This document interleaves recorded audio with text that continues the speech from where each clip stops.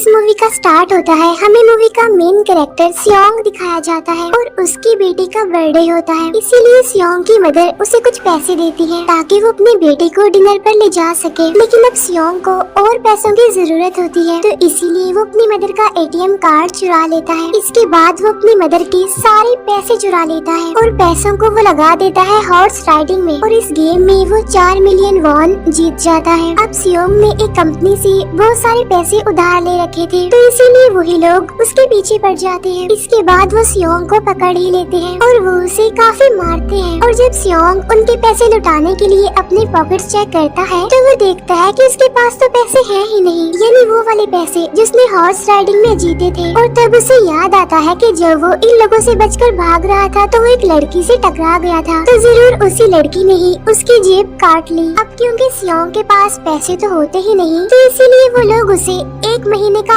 और टाइम देते हैं जिसमें कि वो उनके पैसे लौटा दे। इसके बाद सियोंग कुछ पैसों का अरेंज करता है और अपनी बेटी को डिनर पर ले जाता है। इसके बाद सियोंग जल्दी से स्टेशन पर पहुंचता है, लेकिन अनलकीली उसकी ट्रेन तो मिस हो गई थी। और जब सियोंग वहां पर बैठकर ट्रेन के आने का वेट कर रहा था कि तभी अचानक से उसके पास एक आदमी आता है, और ये अननोन पर्सन था, यानी सियोंग उसके बारे में कुछ नहीं जानता था। कि वो अननोन पर्सन सियोंग को कहता है कि मैं तुम्हारे साथ एक गेम खेलना चाहता हूँ। वो सियोंग को कहता है कि अगर तुम इस गेम में जीत गए तो मैं तुम्हें 1 लाख वॉन दूंगा। तब इतने सारे पैसों का सुनकर सियोंग के गेम खेलने के लिए एग्री हो जाता है। इसके बाद सियोंग काफी मार खाने के बाद ये गेम जीत जाता है, यानी वो 1 लाख वॉन हासिल कर लेता है। इसके बाद वो अननोन पर्सन सियोंग को एक कार्ड देता है, ये कहते हुए कि अगर तुम और पैसे जीतना चाहते हो तो इस कार्ड पर जो नंबर लिखा हुआ है उस पर कांटेक्ट करना। इसके बाद सियोंग जब अपने घर जाता है तो उसकी मदर उससे कहती है कि तुम्हारी बेटी अगले साल अपने स्टेप फादर के साथ US में शिफ्ट हो रही है। यहाँ पर हमें ये पता चलता है कि सियोंग की डिवोर्स हो गई है और उसकी वाइफ ने दूसरी शादी भी कर ली है। लेकिन सियोंग कभी भी ये नहीं चाहता था कि उसकी बेटी उससे दूर जाए, लेकिन उसे बहुत सारे पैसे चाहिए होते हैं अपनी बेटी की कस्टडी वापस लेने के लिए, तो इसीलिए सियोंग उस कार्ड वाले नंबर पर कॉल करता है। इसके बाद सियोंग को एक गाड़ी में लाया जाता है जहाँ पर और भी लोग थे, लेकिन फिर उन सारे लोगों को बेहोश कर दिया जाता है। और जब उन सब लोगों की आँख खुलती है तो वो खुद को एक फैसिलिटी में पाते हैं जहाँ टोटल 456 लोग थे, और वो वहाँ पर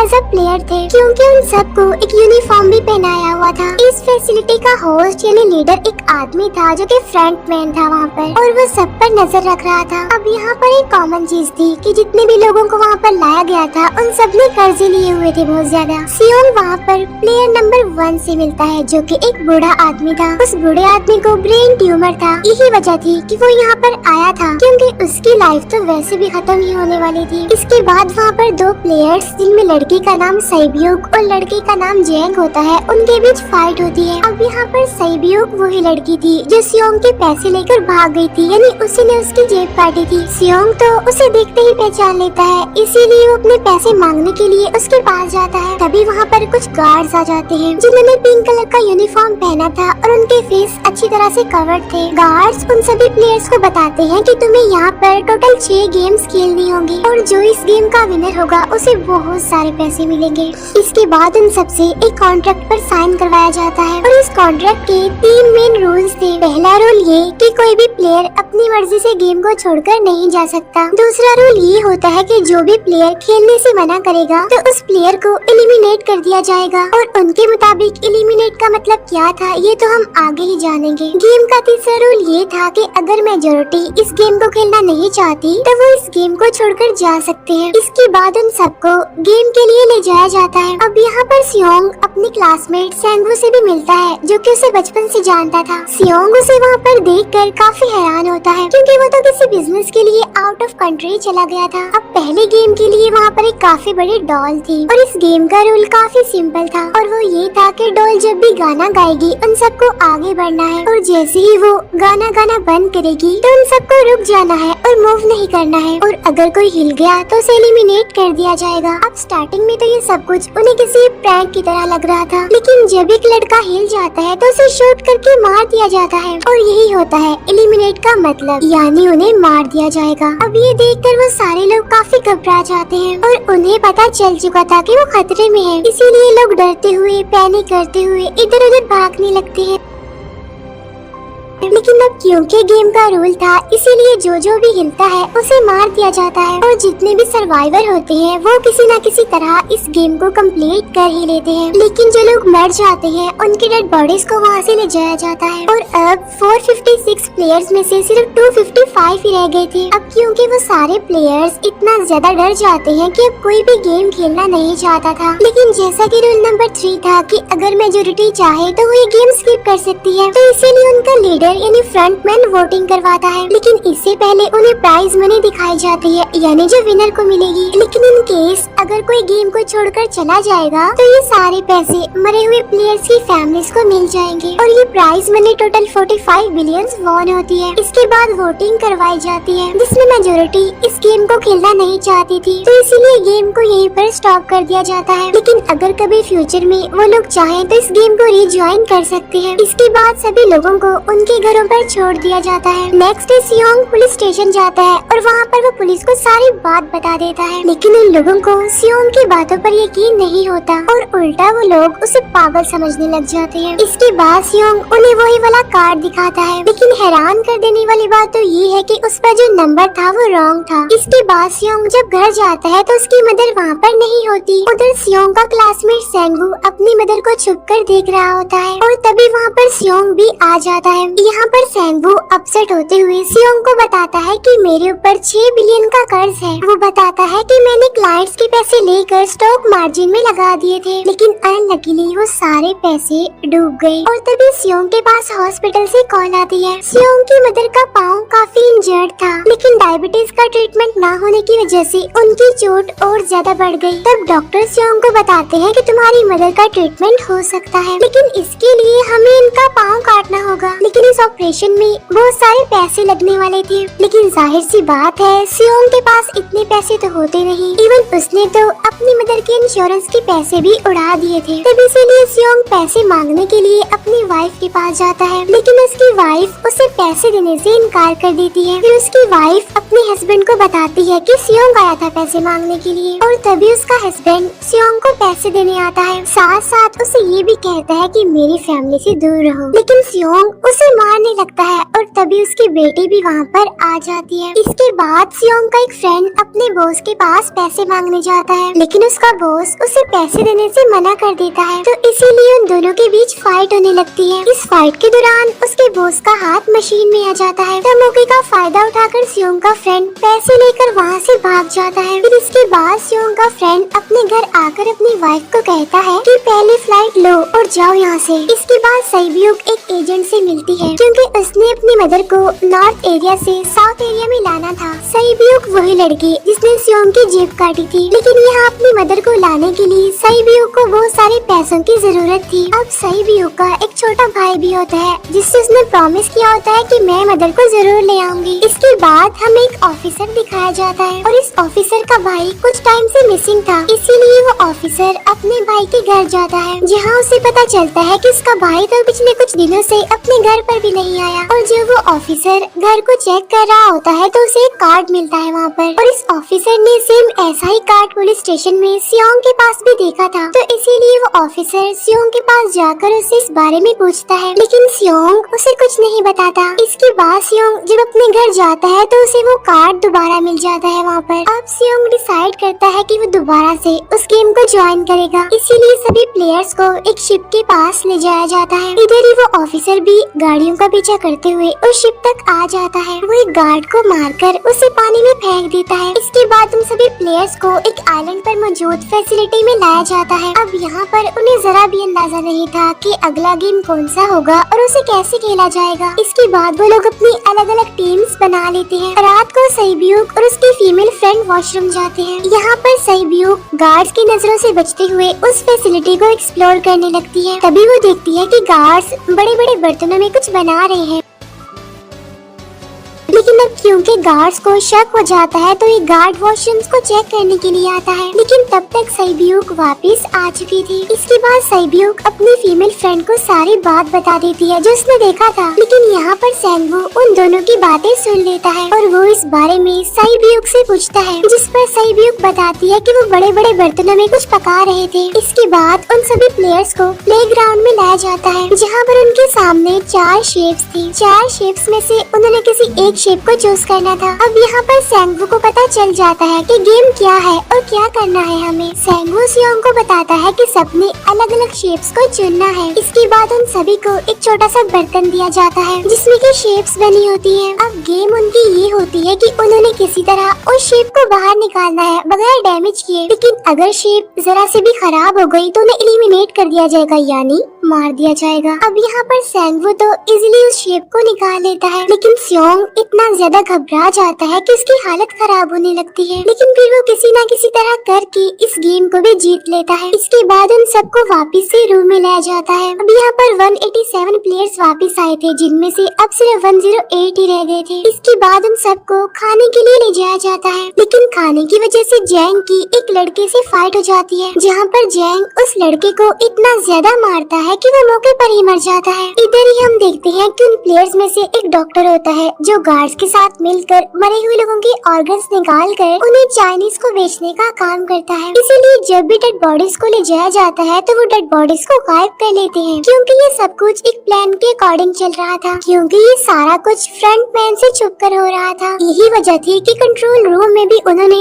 अपना ही एक आदमी बिठाया हुआ था जो कि उन लोगों की सारी वीडियो फुटेज डिलीट कर देता था, और गार्ड्स तो डॉक्टर को गेम के बारे में पहले ही बता देते थे ताकि वो सरवाइव कर सके। यहाँ पर एक गार्ड उसी प्लेयर डॉक्टर को बताता है कि आज हमने प्लेयर्स को जानबूझकर खाना कम दिया है ताकि वो आपस में लड़ने लगे, जिससे होगा ये कि सारे वीक प्लेयर्स गेम से आउट हो जाएंगे। साथ ही गार्ड डॉक्टर को अपनी अगली गेम के बारे में बता देता है। अब 30 मिनट के बाद वहाँ पर लाइट्स ऑफ होने वाली थी। अब यहाँ पर सैंगवू को पता था कि सियोंग की टीम जरूर कोई उल्टा काम करेगी, इसीलिए वो उस टीम को अपने पास बुलाकर उन्हें रिलैक्स रहने के लिए कहता है। उधर वो जो डॉक्टर प्लेयर होता है वो जैंग की टीम में शामिल हो जाता है। यहाँ पर डॉक्टर जैंग को बता देता है कि अगला गेम क्या होने वाला है। इसके बाद लाइट्स ऑफ हो जाती है और जैंग अपनी टीम के साथ मिलकर बाकी सभी को मारने लगता है। जैंग एक लड़की को मारकर साइब्यूक को मारने जाता है, लेकिन तभी सियोंग उसे बचा लेता है। इसके बाद गार्ड्स वहाँ पर आकर उन सभी को रोक लेते हैं और अब टोटल 80 लोग रह गए थे। इसके बाद उन सभी को तीसरे गेम के लिए ले जाया जाता है और यहाँ पर उन्हें 10-10 प्लेयर्स की एक टीम बनाने के लिए कहा जाता है, और वो लोग ऐसा ही करते हैं, अपनी अपनी टीम बना लेते हैं। अब क्योंकि जैंग को अगली गेम के बारे में पहले ही पता होता है, इसीलिए वो साइब्यूक की फीमेल फ्रेंड को अपनी टीम में नहीं रखता और वो अपनी टीम में सिर्फ मर्दों को ही रखता है। इसके बाद सैंगवू भी अपनी एक टीम बना लेता है। अब क्योंकि उन्हें एक प्लेयर की जरूरत थी तो इसीलिए साइब्यूक की फीमेल फ्रेंड उनकी टीम में शामिल हो जाती है, और ये गेम असल में टग ऑफ वॉर का होता है, यानी उन्होंने अपने सामने वाली टीम को नीचे गिराना था। इसके बाद गेम स्टार्ट हो जाती है और जैंग की गेम बड़ी आसानी से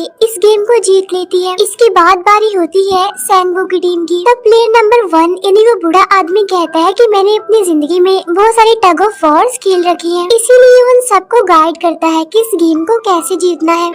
तो इसीलिए वो लोग किसी न किसी तरह करके इस गेम को जीत जाते हैं। फिर दिखाया जाता है कि 30 मिनट के बाद दोबारा से लाइट्स ऑफ हो जाएंगी, जिस पर सैंगवू उन सबको कहता है कि रेडी रहना। तो इसीलिए वो डिसाइड करते हैं कि एक एक करके हम पहरा देंगे। अब जैंग की टीम में एक से बढ़कर एक चालाक प्लेयर था, तो इसीलिए जैंग को डर होता है कि कहीं उसकी टीम उसे ही साइड पर न लगा दे, यानी उसे ही अपने रास्ते से न हटा दे।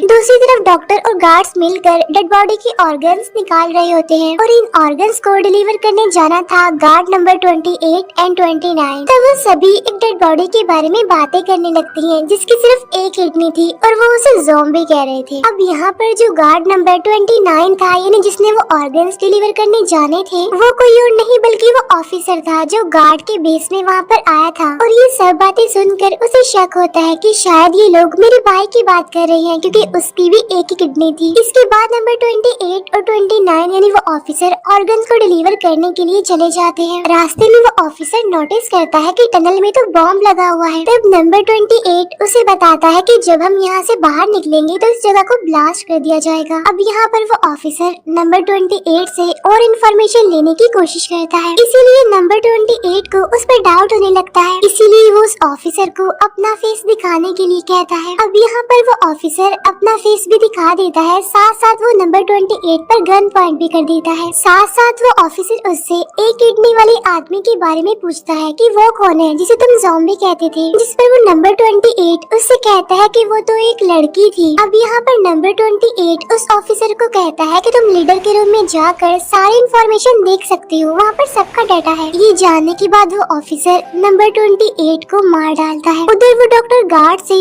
अगले गेम के बारे में पूछता है, लेकिन इस बार गार्ड्स को भी अगले गेम के बारे में पता नहीं होता। तब इसीलिए डॉक्टर को गुस्सा आ जाता है और वो एक गार्ड को पकड़ लेता है और उनकी फाइट होने लगती है। इसी फाइट में डॉक्टर उस गार्ड को मार कर वहाँ से भाग जाता है। इसके बाद एक गार्ड भी उसका पीछा करता है और वो दोनों प्लेग्राउंड में आ जाते हैं। यहाँ पर गार्ड डॉक्टर को अपनी बातों में फंसा कर उसे मारने वाला होता है, लेकिन तभी लीडर इन्हीं फ्रंटमैन आकर उसे मार डालता है और बाद में वो उस डॉक्टर को भी मार डालते हैं। साथ साथ इन्हीं वहीं पर नंबर 28 की डेड बॉडी भी मिल जाती है, जिससे इन्हें ये पता चल जाता है कि फैसिलिटी में कोई घुस गया है। उधर वो ऑफिसर लीडर इन्हीं फ्रंटमैन के रूम तक पहुंच जाता है। तब वो चेक करते करते एक ऐसे रूम में जाता है जहाँ पर सबके रिकॉर्ड्स थे, और जब वो ऑफिसर रिकॉर्ड चेक कर रहा होता है तो उसे सभी विनर्स की एक लिस्ट मिलती है, जिसमें उसके भाई का भी नाम था, यानी वो भी कभी विनर था। उधर सभी प्लेयर्स को 4th गेम के लिए ले जाया जाता है, जहाँ पर उन सबको अपना अपना पार्टनर चुनने के लिए कहा जाता है, और वो प्लेयर्स करते भी ऐसा ही है, अपना अपना पार्टनर चुन लेते हैं। सहयोग की फीमेल फ्रेंड भी अपना पार्टनर ढूंढने की कोशिश करती है, लेकिन कोई भी उसका पार्टनर बनने को तैयार ही नहीं था। इसके बाद सभी प्लेयर्स को 10-10 मार्बल्स दिए जाते हैं। असल में ये गेम ऐसी होती है कि एक प्लेयर को अपने पार्टनर से सारे मार्बल्स लेने होते हैं बगैर कोई जोर जबरदस्ती किए, और जो दूसरा पर्सन होगा यानी जिसके पास मार्बल्स नहीं होंगे उसे मार दिया जाएगा। फिर सैंगवू और सियोंग का फ्रेंड ऑड और इवन का गेम खेलते हैं, जिसमें कि उन्होंने गेस करना था कि सामने वाले के हाथ में कितने मार्बल्स हैं। अब यहाँ पर सियोंग का फ्रेंड सैंगवू के सारे मार्बल्स जीत जाता है, जिसकी वजह से लास्ट में सैंगवू के पास सिर्फ एक ही मार्बल बचता है। अब क्योंकि सैंगवू को पता चल चुका था कि अब वो बच नहीं पाएगा, इसीलिए वो सियोंग के फ्रेंड को अपनी बातों में फंसा कर उसे ये यकीन दिलाता है कि अगर हम में से कोई भी हार गया तो हारे हुए लोगों का मैच दोबारा करवाया जाएगा। अब यहाँ पर सैंगवू धोखे से सियोंग के फ्रेंड के सारे मार्बल्स चेंज कर देता है। इसके बाद सैंगवू मार्बल्स लेकर गार्ड को दे देता है और वहाँ से बाहर चला जाता है, और जब सियोंग का फ्रेंड मार्बल्स चेक करता है तो वहाँ पर पत्थर होते हैं। उधर प्लेयर नंबर 1 यानी उस बूढ़े आदमी की हालत खराब हो रही थी, इसीलिए वो तो इधर उधर घूम रहा था, लेकिन सियोंग किसी तरह उसे खेलने के लिए एग्री कर लेता है। अब यहाँ पर वो दोनों यानी वो बूढ़ा आदमी और सियोंग भी इवन आउट खेलते हैं। अब इनमें से वो बूढ़ा आदमी सियोंग के सारे मार्बल्स जीत जाता है, लेकिन लास्ट राउंड में वो बूढ़ा आदमी भूल जाता है कि उसने क्या चूज किया था। तो यहाँ पर सियोंग उसे बातों में फंसा कर उसके सारे मार्बल्स ले लेता है, लेकिन यकीन मानिए कि वो बूढ़ा आदमी काफी चालाक था। उसने एक मार्बल अपने पास ही रखा हुआ था और वो दोबारा से इधर उधर घूमने लगता है। अब यहाँ पर सियोंग उसे रिक्वेस्ट करता है कि प्लीज मेरे साथ एक और गेम खेलो ना। तब यहाँ पर वो बूढ़ा आदमी कहता है कि मुझे पता है कि तुमने सारे मार्बल्स धोखे से लिए हैं मुझसे। वो कहता है कि मुझे सब पता था, बस मैं पागल बनने की एक्टिंग कर रहा था। तभी सुनकर सियोंग को उस पर तरस आ जाता है और वो उसे ही सारे मार्बल्स दे देता है। उसके बाद सैब्यूक और उसकी फीमेल फ्रेंड भी गेम खेल रहे होते हैं। उनकी गेम ये होती है कि जो मार्बल्स को दीवार के ज्यादा करीब फेंकेगा वही जीतेगा। पहले सैब्यूक अपने मार्बल्स फेंकती है, लेकिन जब सैब्यूक की फ्रेंड की बारी आती है तो वो अपने सारे मार्बल्स फेंक देती है। लेकिन जब सैब्यूक ये देख लेती है तो वो अपने फ्रेंड को दोबारा फेंकने के लिए कहती है, जिस पर उसकी फ्रेंड कहती है कि नहीं सैब्यूक, मैं बिल्कुल अकेली हूँ, मेरे पीछे तो कोई भी नहीं है, लेकिन अगर तुम्हें कुछ हो गया तो ये अच्छी बात नहीं है। तुम्हारे पीछे तुम्हारा छोटा भाई है, तुम्हारा वेट कर रहा है वो। और इसी वजह से सईब्यू की फ्रेंड को मार दिया जाता है। इसके बाद उन सबकी डेड बॉडीज को वहाँ से ले जाया जाता है। इसके बाद वो सब वापिस से रूम में आ जाते हैं। यहाँ पर जैंग देखता है कि सईब्यू की वो वाली फ्रेंड तो अभी तक जिंदा है, जो कि बड़ी आराम से बैठी हुई थी। अब यहाँ पर हमें पता चलता है कि सईब्यू की ये वाली फ्रेंड जैंग की भी फ्रेंड थी, लेकिन अब क्योंकि उन दोनों के बीच किसी बात को लेकर क्लैश चल रहा था, तो इसीलिए जैंग की वो फ्रेंड उसे बुली करने लगती है। इसके बाद फ्रंटमैन को एक डेड बॉडी के पास उस ऑफिसर का आईडी कार्ड मिल जाता है। तभी फ्रंटमैन को पता चलता है कि उसके सारे वीआईपीज आ चुके हैं, तो इसीलिए फ्रंटमैन उन्हें लेने के लिए चला जाता है। फिर सारे वीआईपीज को उनके रूम में लाया जाता है। इसके बाद फ्रंटमैन वीआईपीज के आने के बारे में एक और आदमी को जाकर बताता है, और यही आदमी मेन होता है। और ये कौन होता है हम ये आगे जानेंगे। फिर नेक्स्ट डे उन सबको 5वें गेम के लिए लाया जाता है, जहाँ पर 1 से लेकर 16 तक नंबर पड़े होते हैं, और वो सभी प्लेयर्स अपना अपना नंबर ले लेते हैं। नंबर का मतलब ये था कि जो नंबर भी एक प्लेयर पर आएगा उसके मुताबिक ही उसकी बारी आएगी। अब यहाँ पर लास्ट में पहला और आखिरी नंबर रह जाता है, यानी 1 और 16। तो यहाँ पर सियोंग कंफ्यूज हो जाता है कि उसे कौन सा नंबर चूज करना चाहिए। अगर उसने पहला नंबर लिया तो वो फंसेगा और मरेगा, क्योंकि उसे नहीं पता कि गेम क्या है। और अगर लास्ट नंबर लेगा तो क्या पता उसकी बारी ही ना आए, टाइम कम रह जाए। और तभी वहाँ पर एक आदमी आ जाता है और वो सियोंग को कहता है कि मुझे पहला नंबर चाहिए, क्योंकि मैं अपनी जिंदगी में कभी भी फर्स्ट नंबर पर नहीं आया। फिर इसके बाद उन्हें गेमिंग रूम में लाया जाता है। अब इस गेम का रूल ये होता है कि दिए हुए टाइम में उन्हें ब्रिज की दूसरी साइड पर जाना है। अब इसके बीच में 2 तरह के ग्लास लगे होते हैं, एक तो होता है आम ग्लास और एक होता है टेम्पर्ड ग्लास। आम ग्लास पर पाँव रखते ही वो टूट जाएगा और वो लोग नीचे गिर जाएंगे। इसके बाद गेम स्टार्ट हो जाता है और वो लोग एक एक करके मरने लगते हैं। फिर एक टाइम ऐसा आता है जब जैंग सबके सामने होता है और वो आगे ही नहीं बढ़ रहा होता। अब उनके पास एक ही रास्ता था, या तो वो आगे जाए या सारे ही मर जाएं। और तभी जैंग के सामने उसकी वही फ्रेंड आ जाती है जो उसे बुली कर रही थी, और वो जैंग को कहती है कि मैंने तुम्हें कहा था कि जिस दिन तुमने मुझे धोखा दिया मैं तुम्हें मार दूंगी। इसके बाद वो जैंग को पकड़ लेती है और उसे लेकर नीचे कूद जाती है, जिसकी वजह से उन दोनों की मौत हो जाती है। और वहाँ पर एक आदमी था जो कि ग्लास कंपनी में काम करता था, और उसे पता था कि टेम्पर्ड ग्लास कौन सा है। लेकिन जब फ्रंटमैन को इस बात का पता चल जाता है तो वो लाइट्स ऑफ करवा देता है ताकि वो ग्लास को पहचान ही ना पाए। अब लास्ट में एक ही स्टेप बचता है और उनके पास तो टाइम ही नहीं था, इसीलिए सेंगवू उस आदमी को धक्का दे देता है। तो यहाँ पर सेंगवू, सियोंग और सईब्यू ब्रिज को पार कर लेते हैं, लेकिन ग्लास टूटने की वजह से उन्हें काफी चोट लग जाती है, खास तौर पर सईब्यू को। उधर उस ऑफिसर ने एक सर्वेंट को मारकर उसकी जगह खुद ले ली थी। अब एक वीआईपी को उस ऑफिसर पर शक होता है और वो उसे कहता है कि अपना मास्क रिमूव करो, लेकिन वो ऑफिसर कहता है कि ठीक है, लेकिन मैं अंदर जाकर अपना मास्क रिमूव करूंगा। इसके बाद वो ऑफिसर उस वीआईपी को लेकर अंदर चला जाता है। अंदर जाकर वो ऑफिसर उस वीआईपी को बेहोश कर देता है, और इस बात का पता फ्रंटमैन को चल जाता है। इसीलिए फ्रंटमैन उसके पीछे जाता है और वो उस ऑफिसर को देख लेता है। इसीलिए वो ऑफिसर वहाँ से भागकर आईलैंड पर आ जाता है। फ्रंटमैन भी उसका पीछा करते हुए वहाँ पर आ जाता है। अब यहाँ पर वो ऑफिसर अपने सीनियर्स को कॉल करने की कोशिश करता है, लेकिन कॉल कट हो जाती है। फिर वो ऑफिसर उन्हें सारे सबूत भेजता है, लेकिन वहाँ पर नेटवर्क नहीं था। इसके बाद फ्रंटमैन ऑफिसर को पकड़ लेता है और उसे उनके साथ चलने के लिए कहता है, लेकिन वो ऑफिसर तो उस फ्रंटमैन पर गोली चला देता है। इसके बाद फ्रंटमैन अपना मास्क उतार देता है, तो वो ऑफिसर देखता है कि वहाँ पर कोई और नहीं बल्कि उसका अपना भाई है वो। इसके बाद ऑफिसर का भाई यानी फ्रंटमैन उसे शूट कर देता है और वो जाकर पानी में गिरता है। उधर ग्लास लगने की वजह से सईब्यू काफी इंजर्ड हो गई थी और उसका बहुत सारा खून भी बह रहा होता है। इसके बाद इन सर्वाइवर्स को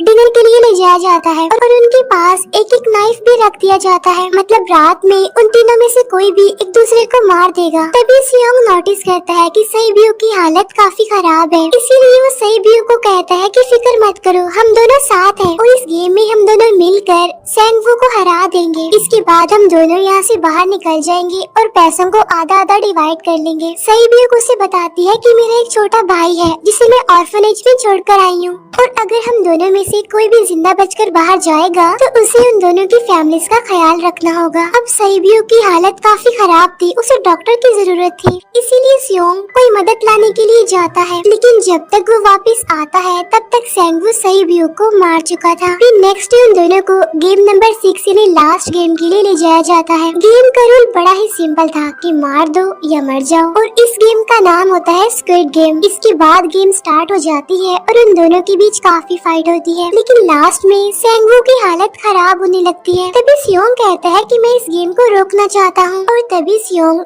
सेंगवू को उसके साथ चलने के लिए कहता है, लेकिन सेंगवू तो अपने आप को ही मार डालता है, जिसकी वजह से सियोंग गेम जीत जाता है। फिर फ्रंटमैन सियोंग को कहता है कि तुम बहुत अच्छा खेले, लेकिन मुझे इसकी उम्मीद नहीं थी। इसके बाद सियोंग को उसके घर पर छोड़ दिया जाता है और उसके पास एक एटीएम कार्ड भी था, और जब सियोंग उस एटीएम कार्ड को जाकर चेक करता है तो वो दिखता है कि सारे पैसे उसके अकाउंट में भेज दिए जाते हैं। इसके बाद सियोंग अपने घर जाता है, लेकिन तब तक उसकी मदर की डेथ हो जाती है। इसके बाद हमें 1 साल बाद का सीन दिखाया जाता है, जहाँ पर हम देखते हैं कि सियोंग की हालत काफी खराब हो गई है, यानी वो काफी नशा करने लग गया है और उसने अब तक उन पैसों को हाथ तक नहीं लगाया। एक दिन एक फूल बेचने वाली औरत सियोंग के पास आती है और वो उसे सेम वैसा ही कार्ड देती है जिसमें एक एड्रेस लिखा हुआ था, और फिर सियोंग उस एड्रेस पर जाता है, जहाँ पर उसे पता चलता है कि ये सारा किया धरा किसी और का नहीं बल्कि उस बूढ़े का है, प्लेयर नंबर 1 का, और वो अभी भी जिंदा है। यहाँ पर वो बूढ़ा आदमी सियोंग को बताता है कि मैं अपनी लाइफ से बोर हो चुका था और ये सारे गेम मैंने अपने क्लाइंट्स के साथ मिलकर बनाई ताकि मैं लोगों को मरता हुआ देखकर एंजॉय कर सकूं। लेकिन हाँ, हमने किसी को मजबूर नहीं किया था ऐसा करने के लिए, और मैंने गेम में इसीलिए पार्टिसिपेट किया क्योंकि गेम देखने से ज्यादा उसे खेलने में मजा आता है। वो कहता है जो पैसे तुम्हारे पास है वो मेरे ही हैं, और ये कहते ही उस बूढ़े आदमी की मौत हो जाती है। इसके बाद सियोंग साइब्यू के छोटे भाई के पास जाता है और उसे लेकर वो जाता है सेंगवू की मदर के पास, और वो सेंगवू की मदर को कहता है कि इस बच्चे का ख्याल रखना। साथ साथ वो उसे एक बैग भी देता है जिसमें बहुत सारे पैसे होते हैं। इसके बाद सियोंग स्टेशन पर जाता है, जहाँ पर उसे वही अननोन पर्सन मिलता है जो कि उसे मूवी के स्टार्ट में भी मिला था। यहाँ पर सियोंग उसका पीछा भी करता है, लेकिन तब तक वो भाग चुका था। फिर सियोंग उस कार्ड वाले नंबर पर कॉल करता है और वो पूछता है कि तुम लोग कौन हो और लोगों के साथ ऐसा क्यों कर रहे हो, क्यों खेल रहे हो लोगों की जिंदगी से। लेकिन आगे से उसे रिस्पॉन्स आता है कि सियोंग अगर तुमने जिंदा बचना है तो प्लेन में चढ़ जाओ, और इसी के साथ ही मूवी